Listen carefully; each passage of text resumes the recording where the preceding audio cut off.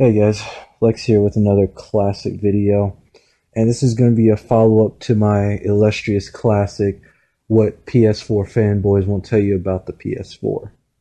This one is going to be about what Xbox fanboys won't tell you about the Xbox.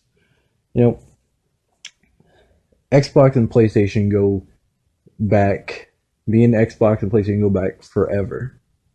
I want every single one of their consoles, so I believe, and I know their ins and outs, their flaws, and what have you. So I know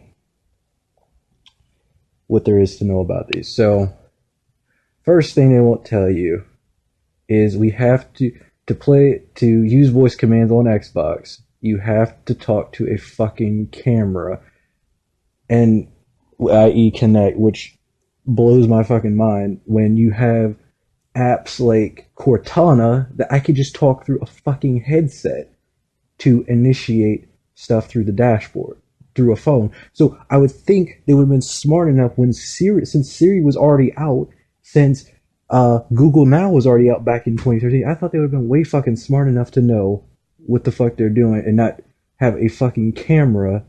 I have to talk to a fucking camera to use commands. And that's the one. I think that was an excuse, personally, to make Connect necessary for the Xbox. I honestly think they just put it there just so it would have some more relevance. On PlayStation, you can talk through the mics, and it'd be, I think it's like Go PlayStation or something. It's some shit like that. And yeah. What else will they tell you about?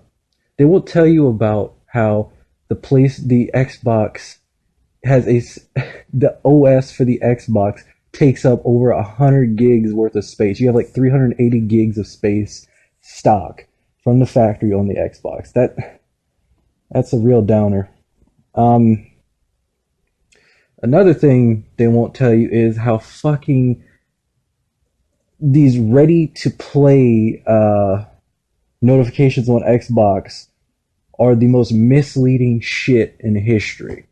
Because it'll be like 20, the game will be like, there's some exceptions to this, like Metal Gear Solid, there was actually exceptions to this fucking rule, but it usually begins with this. Have a game you're installing on the hard drive, and it'll be like, game's ready to play.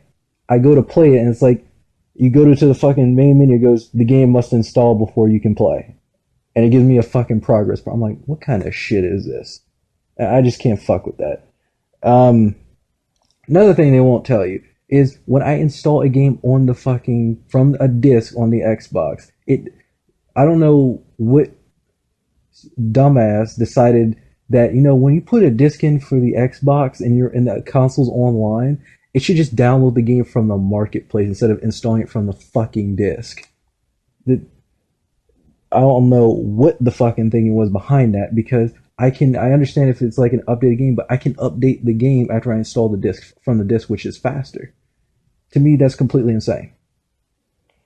Um, what else won't they tell you?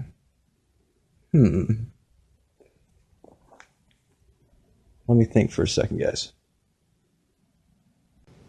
Oh, I got one.